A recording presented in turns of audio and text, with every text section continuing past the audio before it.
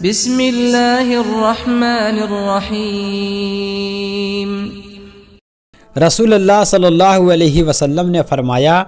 یہودیوں اور عیسائیوں پر اللہ تعالیٰ کی لعنت ہو کہ انہوں نے اپنی نبیوں کی قبروں کو سجدے کی جگہ بنا لیا۔ رسول اللہ صلی اللہ علیہ وسلم نے فرمایا، جو شخص اللہ تعالیٰ کے لیے مسجد بنائے تو اللہ تعالیٰ اس کے لیے جنت میں گھر بنائیں گے۔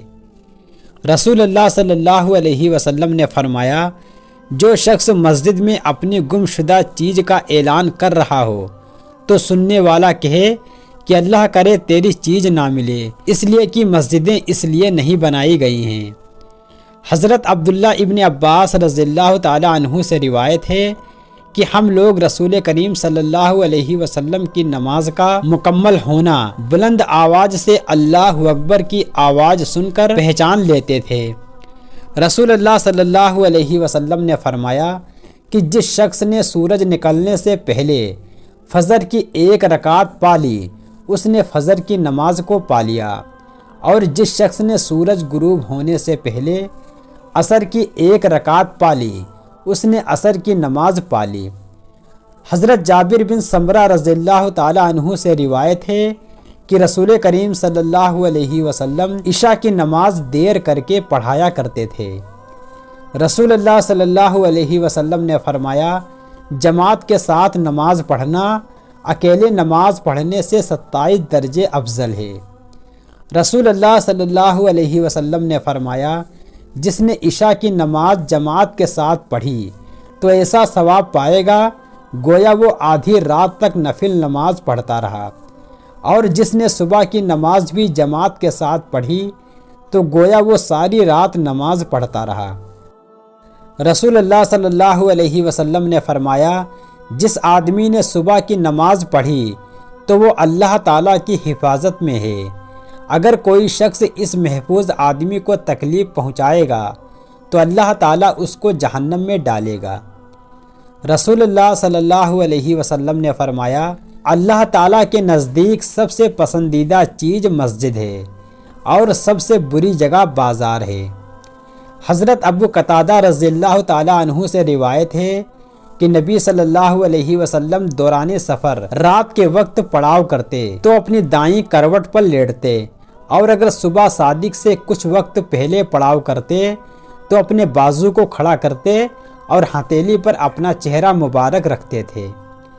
رسول اللہ صلی اللہ علیہ وسلم نے فرمایا کہ جب فرض نماز کی تکبیر ہو جائے تو فرض نماز کے علاوہ کوئی بھی نماز نہ پڑھی جائے، نہ سنت نہ ہی نفل۔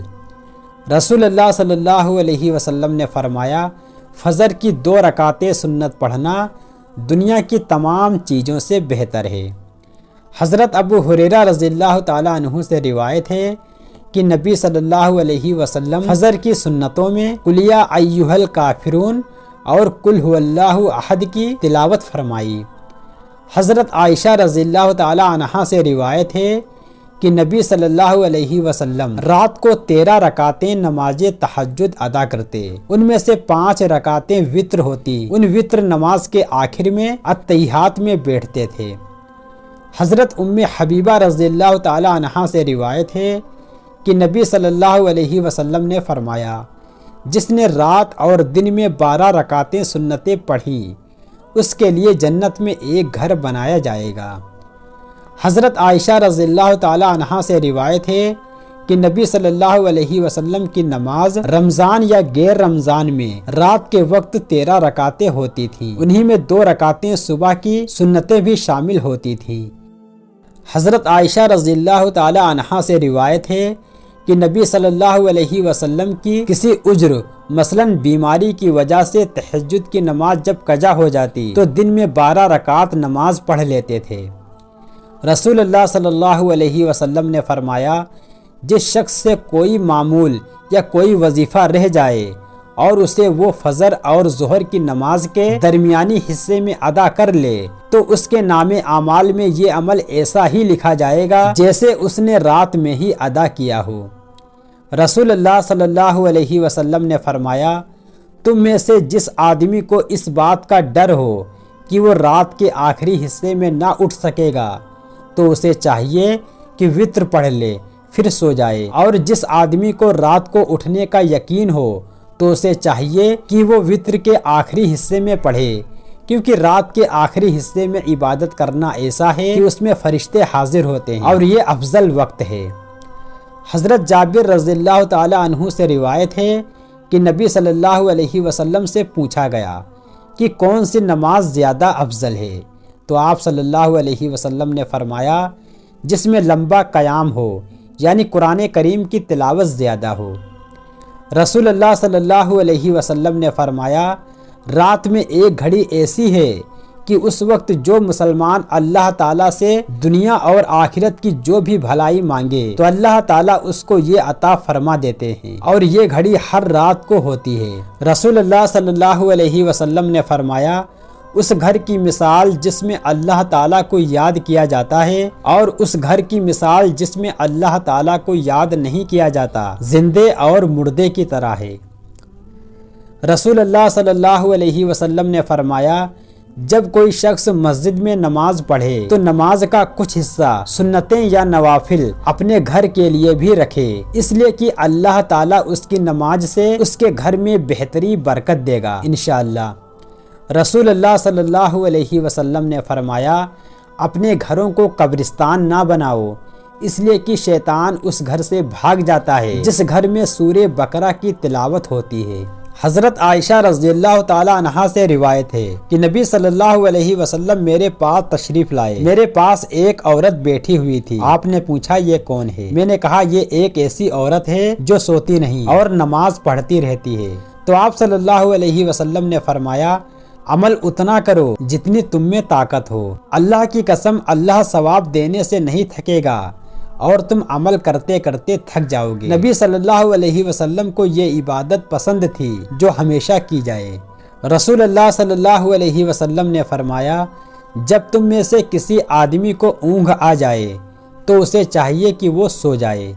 یہاں تک کہ اس کی نیند پوری ہو جائے، اس لیے کہ جب تم میں سے کسی کو نماز کی حالت میں اونگ آ جاتی ہے تو ہو سکتا ہے کہ وہ استغفار کرنے کے بجائے اپنے آپ ہی کو برا کہنے لگ جائے۔ رسول اللہ صلی اللہ علیہ وسلم نے فرمایا جب تم میں سے کوئی رات کو نماز پڑھ رہا ہو اور قرآن پڑھتے وقت وہ اٹکنے لگے اور وہ نہ جان سکے کہ وہ کیا پڑھ رہا ہے تو اسے چاہیے کہ وہ لیٹ جائے۔ رسول اللہ صلی اللہ علیہ وسلم نے فرمایا جو شخص قرآن مجید میں ماہر ہو وہ ان فرشتوں کے ساتھ رہتا ہے جو بڑے رتبے والے ہیں اور نام اعمال لکھتے ہیں، اور جس شخص کو قرآن پڑھنے میں دشواری ہوتی ہے اور وہ اٹک اٹک کر پڑھتا ہے اس کو دوہرا اجر ملتا ہے۔ رسول اللہ صلی اللہ علیہ وسلم نے فرمایا جو شخص رات کو سورہ بقرہ کی آخری 2 آیتیں پڑھ لے وہ اس کو ہر ناگہانی آفت شیطان کے فتنہ ڈالنے سے کافی ہوگی۔ رسول اللہ صلی اللہ علیہ وسلم نے فرمایا جو شخص سورہ کہف کی پہلی 2 آیتیں حفظ کرے تو اسے دجال کے فتنے سے محفوظ کر لیا جاتا ہے۔ رسول اللہ صلی اللہ علیہ وسلم نے فرمایا اللہ تعالیٰ اس قرآن مجید سے کچھ لوگوں کو جو اسے پڑھ کر اس پر عمل کرتے ہیں عزت دیتا ہے، اور کچھ لوگوں کو جو اس پر عمل نہیں کرتے اسے ذلت میں مبتلا کر دیتا ہے۔ رسول اللہ صلی اللہ علیہ وسلم نے فرمایا ہر نماز اور تکبیر کے درمیان نماز ہے۔ آپ نے یہ کلمات 3 مرتبہ دہرائے، چوتھی بار فرمایا جس کا دل چاہے۔ رسول اللہ صلی اللہ علیہ وسلم نے فرمایا سب سے افضل دن جمعہ کا ہے، اسی دن حضرت آدم علیہ السلام کی پیدائش ہوئی، اسی دن سور پھونکا جائے گا، اسی دن قیامت قائم ہوگی، اس دن مجھ پر خوب زیادہ درود پڑھا کرو کیونکہ تمہارا درود مجھ پر پیش کیا جاتا ہے، اسی دن حشر ہوگا، اسی دن حساب ہوگا، اس دن کے آخر میں ایک گھڑی ایسی ہے جس میں بندہ اللہ تعالیٰ سے جو دعا کرے وہ قبول ہو جاتی ہے۔ حضرت جابر بن سمرہ رضی اللہ تعالی عنہ سے روایت ہے کہ نبی صلی اللہ علیہ وسلم جمعے کے دن 2 خطبے دیتے اور ان کے درمیان آپ بیٹھتے تھے۔ خطبے میں آپ قرآن مجید پڑھتے اور لوگوں کو نصیحت کرتے تھے۔ حضرت عبداللہ بن عمر رضی اللہ تعالی عنہ سے روایت ہے کہ رسول اللہ صلی اللہ علیہ وسلم منبر پر فرما رہے تھے جمعہ چھوڑنے سے لوگ باز آ جائیں ورنہ اللہ تعالیٰ ان کے دلوں پر مہر لگا دے گا اور وہ غافلوں میں سے ہو جائیں گے۔